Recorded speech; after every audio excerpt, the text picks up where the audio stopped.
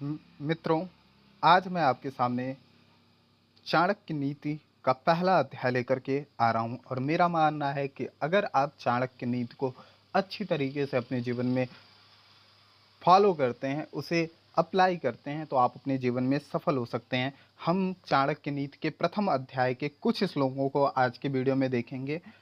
चलिए बिना किसी देरी के शुरू करते हैं। आचार्य चाणक्य की चाणक्य नीति के प्रथम अध्याय के पहले श्लोक से।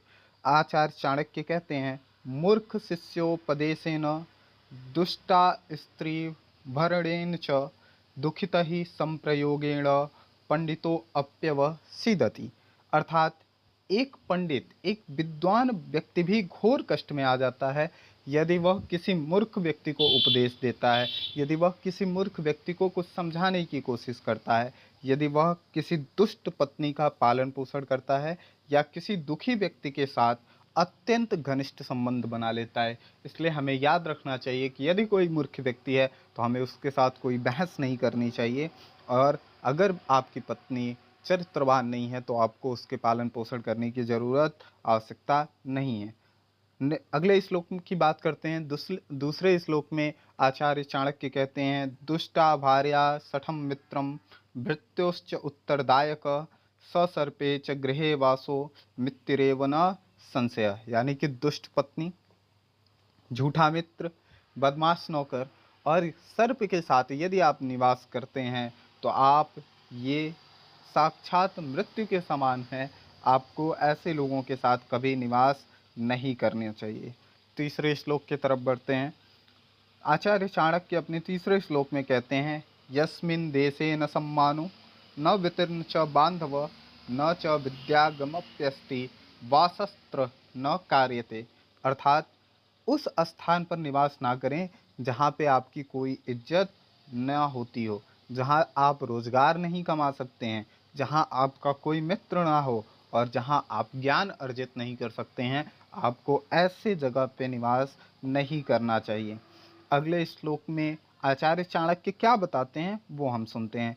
धनिक श्रोत्रियो राजा नदि वैदस्तु पंचमः पंचयत्र न विद्यन्ते न तत्र दिवसम वसेत।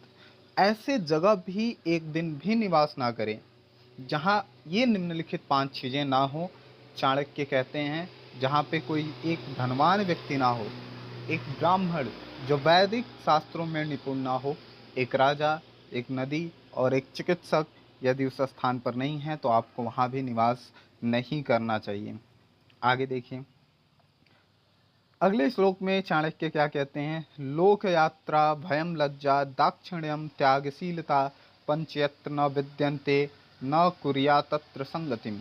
यानी कि बुद्धिमान व्यक्ति को ऐसे स्थान पर कभी नहीं जाना चाहिए जहाँ पे रोजगार कमाने का कोई अवसर ना हो, जहाँ के लोगों को किसी बात का भय ना हो, जहाँ लोगों को किसी बात की लज्जा ना हो और जहाँ के लोग बुद्धिमान ना हो और जहाँ लोगों की वृत्ति दान धर्म करने की ना हो। ऐसे स्थान पे भी निवास नहीं करना चाहिए। अगले श्लोक की तरफ बढ़ते हैं। जानियात प्रेषणे वृत्तान बांधवान व्यसनागमे मित्रम च आपत्ति काले तू भार्याम च विभक्षय। यानी कि नौकर की परीक्षा तब करें जब वह कर्तव्यों का पालन कर रहा हो। रिश्तेदार की परीक्षा सदैव जब आप मुसीबत में घिरे होते हैं तभी होती है।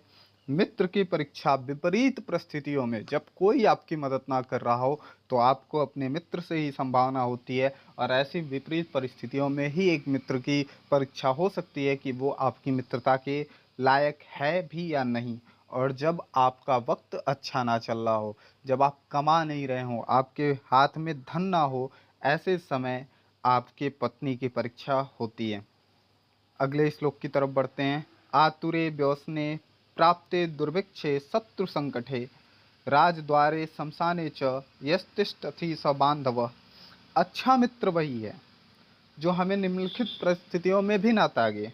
आवश्यकता पड़ने पर, किसी दुर्घटना हो जाने पर, जब आपके ऊपर अकाल पड़ा हो, जब आप युद्ध में हों और जब हमें राजा के दरबार में जाना पड़े और जब हमें शमशान घाट यानी कि अंतिम यात्रा पे जाना पड़े, तब भी यदि आपका मित्र आपके साथ है, इन पांचों परिस्थितियों में आपके साथ है, तो आपकी वो मित्र आपके लिए सदैव वरदान की तरह होता है। आचार्य चाणक्य ऐसा बताते हैं। मुझे उम्मीद है कि आज की वीडियो आपको पसंद आई होगी। यदि वीडियो पसंद आई है तो आप चैनल को लाइक, सब्सक्राइब और शेयर कर सकते हैं। और किन किन चीज़ों पे आप वीडियो चाहते हैं, किन पुस्तकों पे आप सारांश चाहते हैं, संदर्भ चाहते हैं, वो आप नीचे कमेंट में भी जा कर के बता सकते हैं। उम्मीद करता हूँ कि आपको वीडियो पसंद आया होगा। आचार्य चाणक्य के कुछ श्लोकों को मैंने आज के वीडियो में आपको बताया। अगले वीडियो में हम लोग इसके आगे के जो है इसी अध्याय के आगे के श्लोकों को भी देखेंगे और उसमें भी चाणक्य ने क्या बताया है, जो चाणक्य आज से कई सौ साल पहले कह के चले गए, वो भी आज के समय में उतना ही सत्य है जितना वो तब था। जय श्री राम, जय हिंद, वंदे मातरम।